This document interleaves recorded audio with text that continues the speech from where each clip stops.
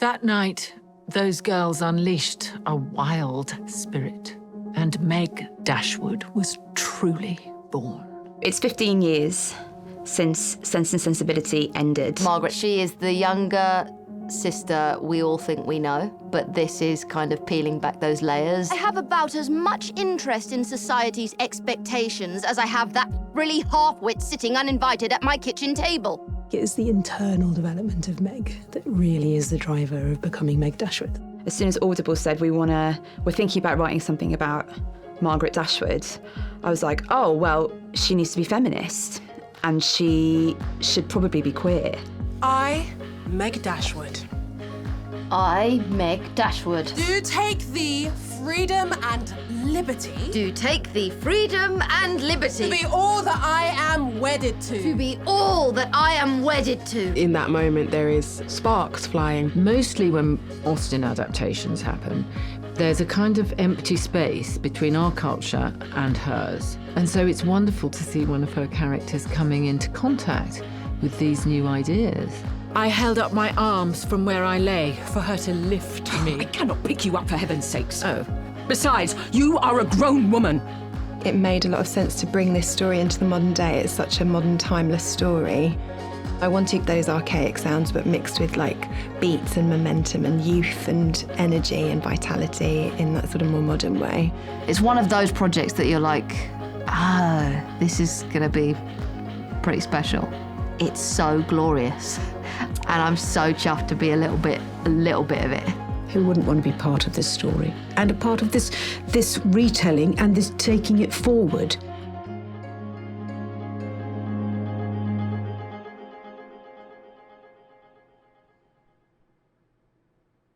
It's hard to recall the moment my pleasure story truly began.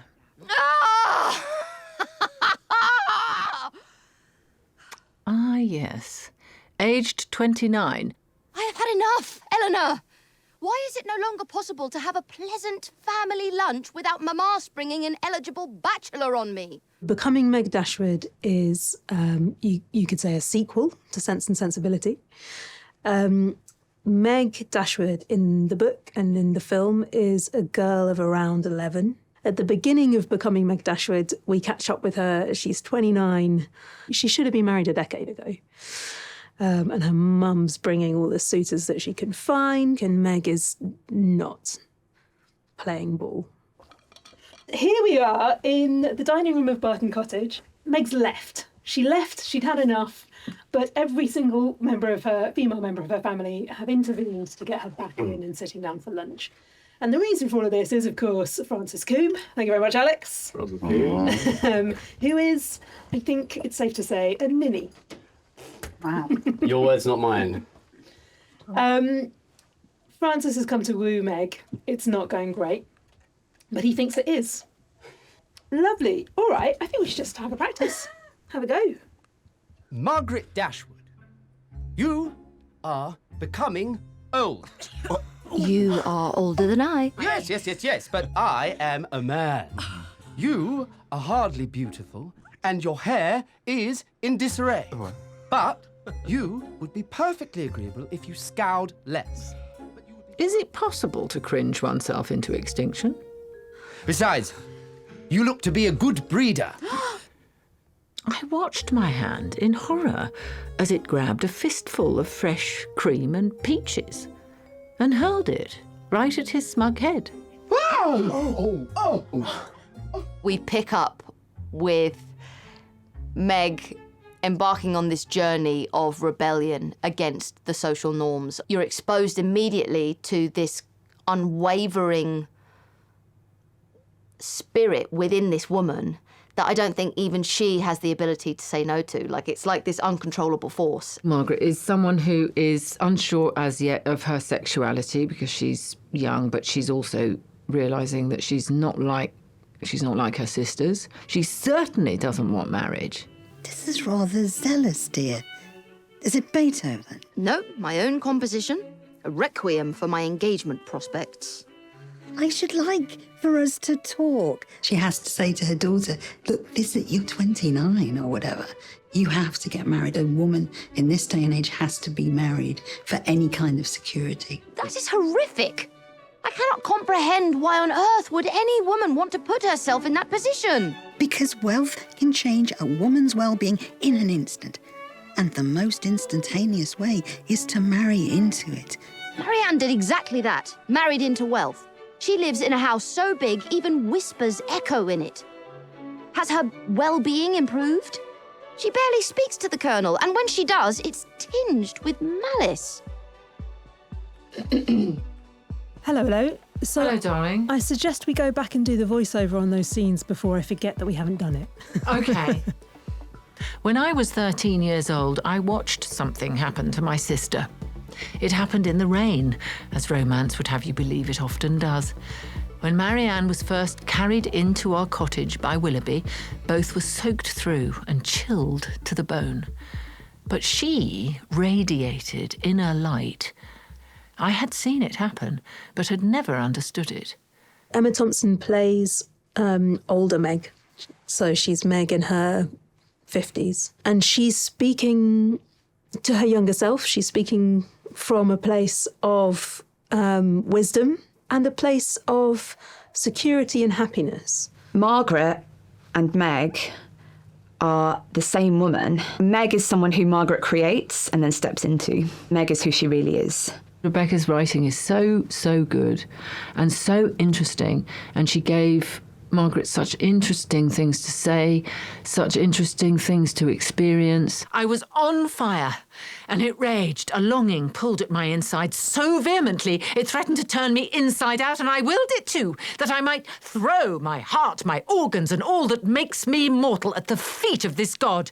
I think the thing that I was so taken by the first time that I heard her read it out loud is just her understanding so clearly Margaret's rage. So much of Austen is being contained, and I wanted to write a heroine that learns that the containment is the problem. The thing was that the voiceover moves from being quite distant to being quite present. Emma's a joy to direct and make something with, because that's what it feels like.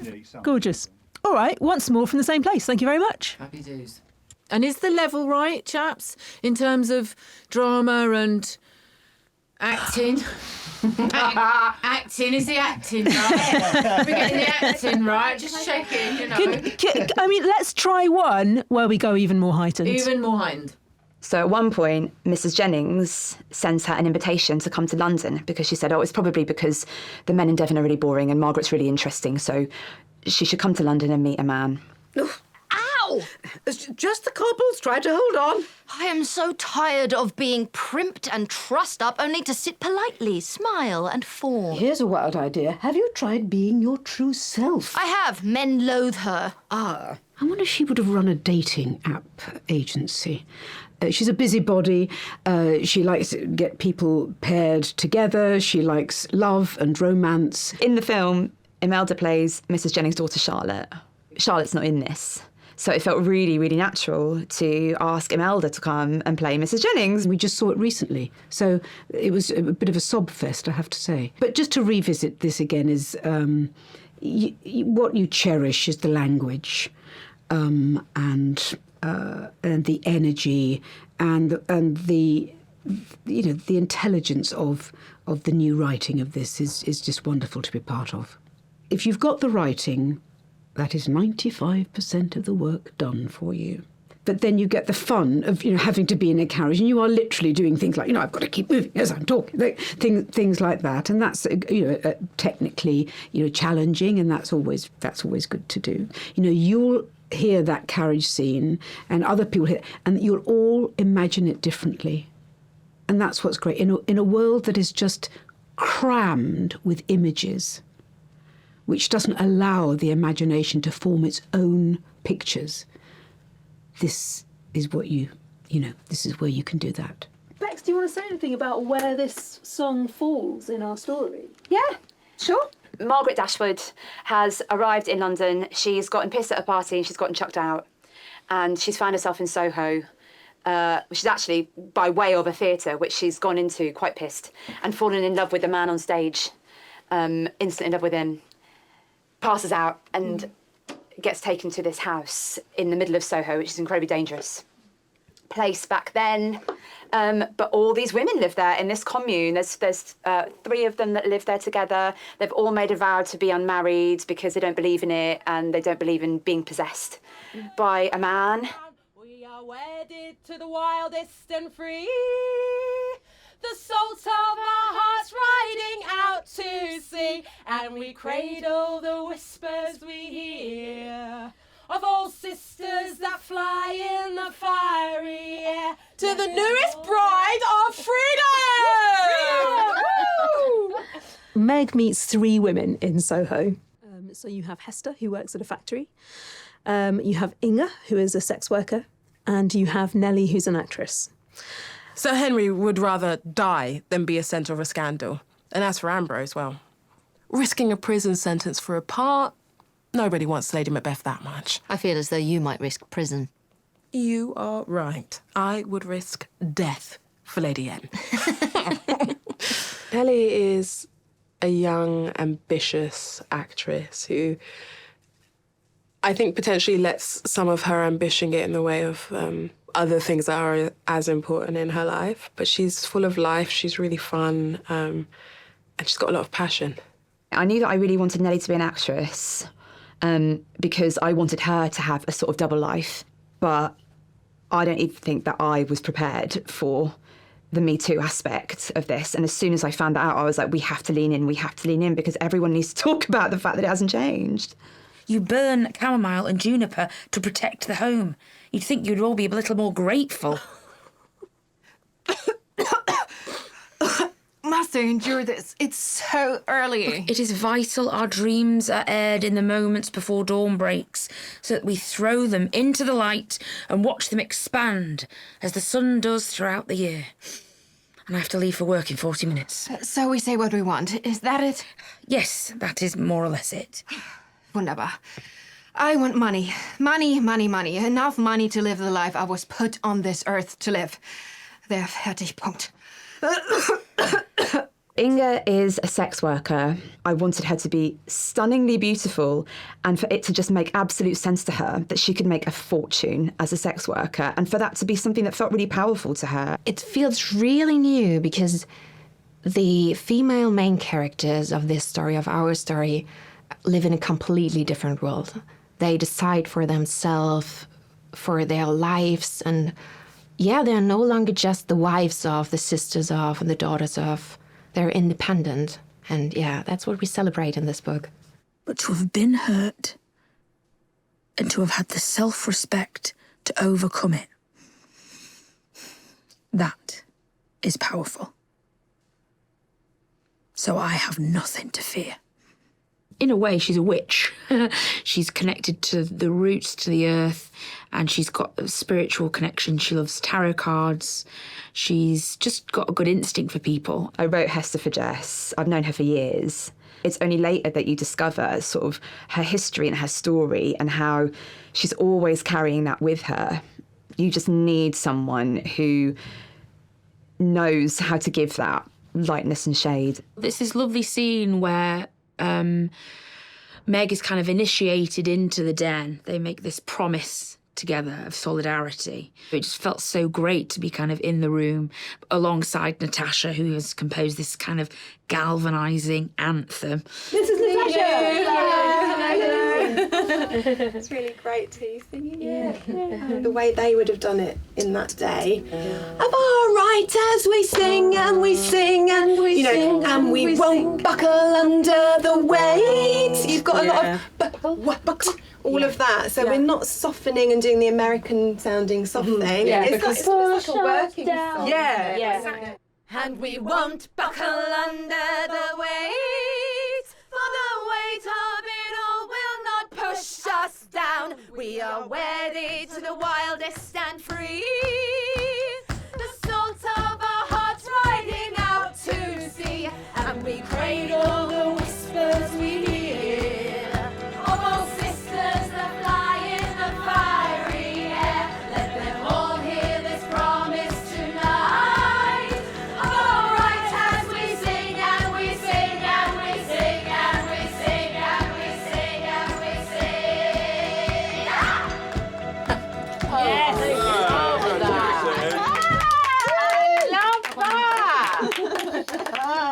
love that. And we sing and we sing and we sing and we sing. Hang on, wait a minute, we're still singing. Yeah. So great. And unexpected. I love that bit as well. And we were doing it, weren't we? Like being like, run out of breath. It's fine. Yeah. Like run out of breath. Like keep going and going. You know. Bark like dogs. Yeah. Bark like dogs. Yeah. What we need to do. Yeah, they were all. No wonder we all felt so buzzing. So fucking nice all the time. She's just grabbed the bottle and like stood on the table and gone, this is what we're fucking about. Yeah. We wanted like it to feel like that women have always lived in this house. Like it's always been a house full of women and they come and they go and whatever, but like they're invoking the spirits of all these women that live there and then they sort of start coming through the wall. I had a studio that had all sorts of archaic instruments because I wanted creaky, breathing or metallic instruments as part of the sound. I wanted us to mix that with like 808 drums and really modern sounding electronic instruments, and that's kind of the Bat for Lashes sound has always been sort of a bit of a combination of those things anyways. We had a playlist with like the Gossip and LCD sound system and, you know, musicians like that on it, mixed with Ravel and some really interesting opera and things. It made a lot of sense to bring this story into the modern day. It's such a modern, timeless story. The actual theme was maybe one of the second or third ones we did, and I wanted it to be bodily. I wanted it to be like her breaths, her like intimate kind of way of expressing herself musically with her body.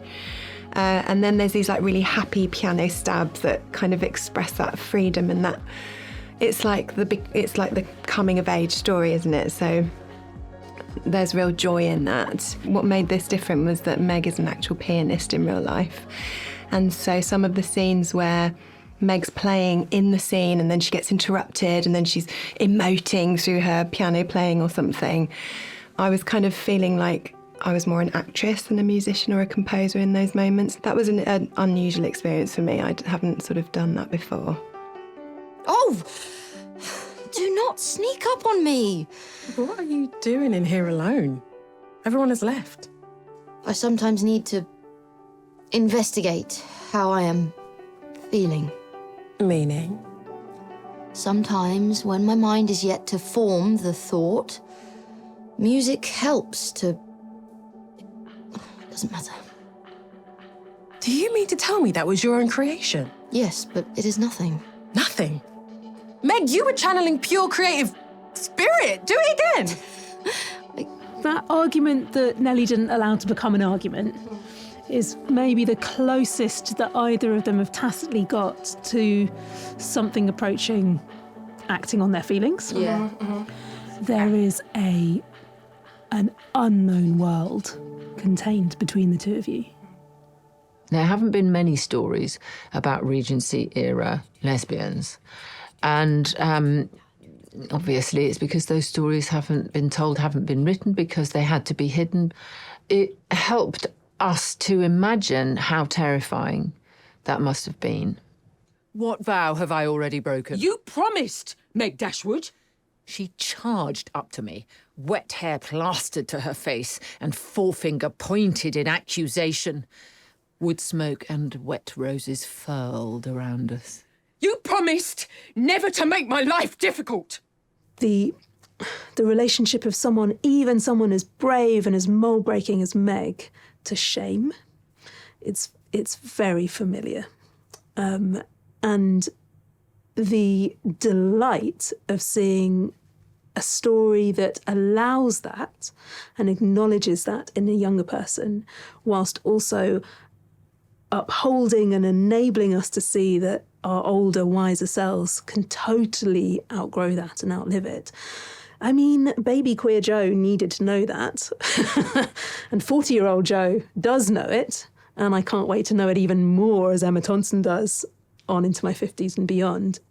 We had done work beforehand. We were able to come into the space and inhabit it with relative ease. And that's got an awful lot to do with the company with Joe, the director, with being at Audible, which makes it all so sort of familiar and familial. It feels very easy. So you can just rush into a lesbian sex scene with no preparation whatsoever and feel quite comfortable. Enjoy it, even. She's much improved since your return. Before, she had all but stopped making suggestions of women I might marry. Now she is very much back in business. Oh, I know how that feels. Luckily, she thinks me a lost cause by now. A middle-aged myopic doctor with a dead wife. Quite the catch. Well, more so than an ageing spinster who disappeared for almost a decade. Greg plays Dr. Keats. I really wanted there to be a character who, as Margaret softens really and develops as herself, she realises men aren't all bad. What's glorious is this year is the 30th anniversary of the film. So the fact that Beck's written this wonderful imagined life of all the characters, and the character I play, there's a certain, I suppose, atonement in a way for me, because I'm now playing a nice character in the sequel to it all. Em and I have not worked together in 30 years. So to share a microphone together will be lovely. It's an incredible, inspiring experience to record an audio with such an amazing and huge cast, because there is this certain and special energy in the room, and everyone contributes to it. I mean, 250 years, wow, since Jane Austen was born, and still now people are connecting to her books and material, and it shows how timeless she is. But maybe also there is a bit of a sadness to that, because there are still struggles happening even now, and that's why we can relate so much to her portrayal, especially of her female characters. I think she would be gobsmacked that even now people are still reading her work and then taking it and turning it into something new. I think she'd be pretty pleased. If women want to tell their stories, they must write them. So I feel like Beck is uncovering a journey that must have been there all the time that Austen was alive. Women must have been discovering themselves in this way and feeling terrible. My inspiration for taking on the job and continuing on in my own sort of thoughts is we must write. We must write and write and write. There are so many themes that I wanted to explore throughout this, but the main one is who we're told we are versus who we actually are. There's an emotional truth to it, but there's also a really kind of politically fun thing happening, which is that you only get more powerful and you only get more pleasure as you grow older. And that, for women particularly, is a hell of an idea.